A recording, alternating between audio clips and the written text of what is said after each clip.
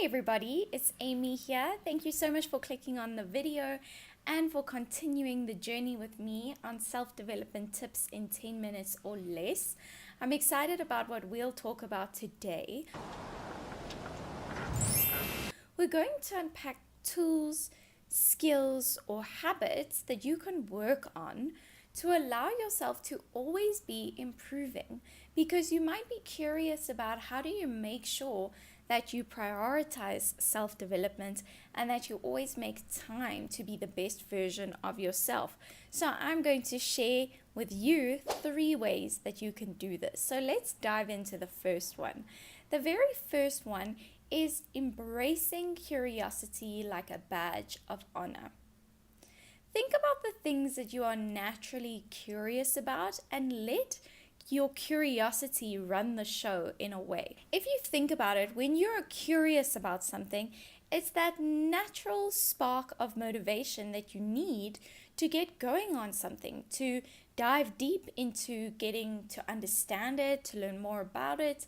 Curiosity is so important because it's natural, it's within us, and it can be a very easy guide to allow yourself to learn more about certain things, areas, skills, or hobbies. So for example, I always wanted to help people even when I was pretty young. And so I was naturally curious about social work, psychology, and criminology, and I studied those things. And then I realized I was most curious about psychology, so I followed that. And then that led me to being curious about how I can actionably help people in the way that I enjoyed, which was around positive psychology, and that led me to coaching. I was also extremely curious about yoga and the history behind it and the philosophy behind it. So I studied it and I became a yoga teacher too. And I'm also curious about Pilates and strengthening the body, and I am going to do a Pilates teacher training next year.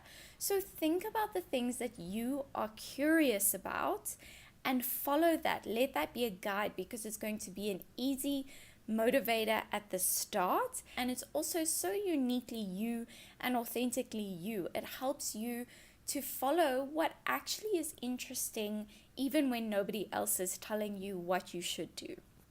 Next, let's talk about the importance of knowing your values and what will actually serve you. So firstly, knowing your values is so vital for a number of reasons, but especially if you want to always continuously be working on yourself. Because if you're aware of your values, and remember, we aren't static, we continuously improve, we continuously shift, things happen, we change. And so values that we may not have brought to the surface a few years back might be really top of mind now. So it's important to make this a regular practice, to be aware of what your values are and how much you're living up to them. Because the moment you're aware of what your values are, you might realize, I have a value of kindness, but how much do I actually live up to my value in my day-to-day actions? This shows you where there may be gaps between your values and how you are actually living out your life according to them or not. So this can really help and guide where your self-improvement might need to be. It might need to be in actually making your values show up in your actions.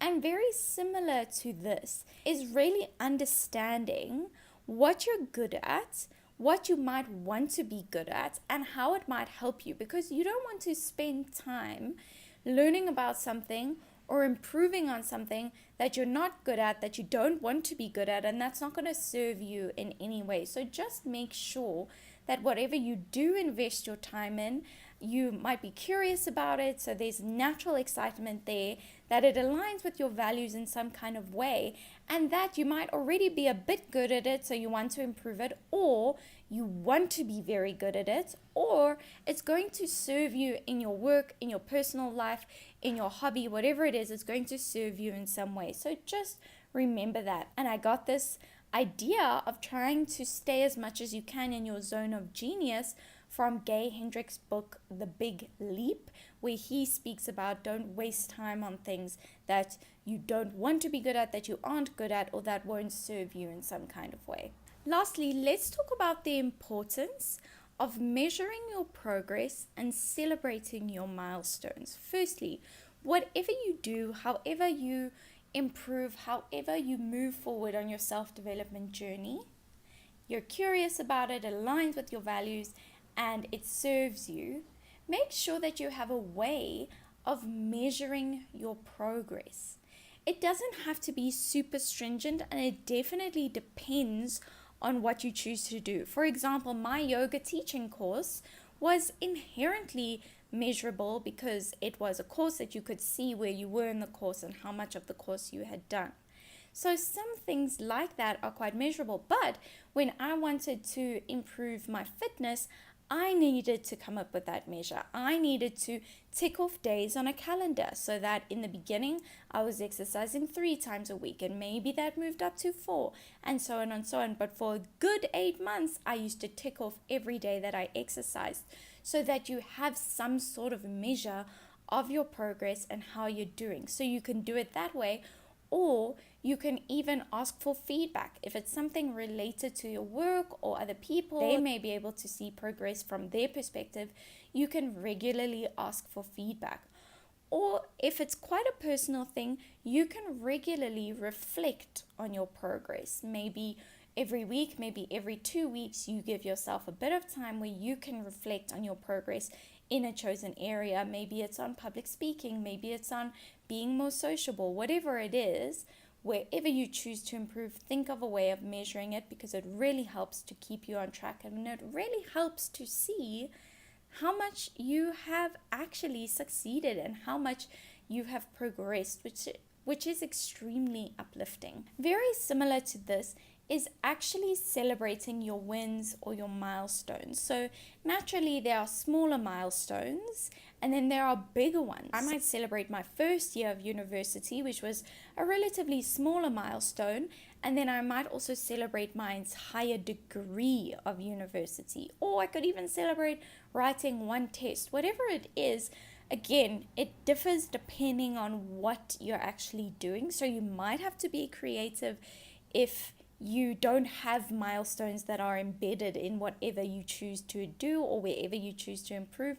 You might have to come up with your own, but celebrate the small wins and celebrate the big wins. Celebrate the small wins however you want to. Maybe a nice dinner, maybe treating yourself to something, and then maybe for the bigger wins, you can invite a few friends and you can all celebrate it. You can go out. The important part of this is that time doesn't just pass you by and you just let every day be like the other day, and you don't take the time to actually realize all that you're doing to work on yourself. We want to be able to actually appreciate our moments, appreciate our progress, and appreciate ourselves for the extra effort and time that we've put in to a certain journey to achieve an outcome. We could have easily spent that time doing anything else, watching TV, going on our phone, going on Instagram, going on TikTok, and we didn't. We rather used that time to learn something new, to develop ourselves and to improve. So reward yourself for that. You totally deserve it. Make an event of it and have smaller milestones and bigger milestones. So there you have it. I shared some skills, tools, and habits that you can work on to ensure that you always prioritize working on yourself and developing yourself, but in a way that's true to you because you follow your curiosity, and in a way that serves you because you're aware of your values and what this journey that you are going on is actually leading you towards. And lastly, you have a way to measure your progress and celebrate your wins, because that helps you feel like you're not just on a treadmill going on and on, but that you appreciate every milestone you reach. So thank you so much for watching. I'd love to read any thoughts or questions that you might have. You're most welcome to leave them in the comments down below, and please do give this video a like and a thumbs up, and also please do subscribe, because I really enjoy sharing ideas like these. And maybe even if one of you watches this and you feel like it has helped you in some way or given you an idea on something, then I feel really fulfilled in that.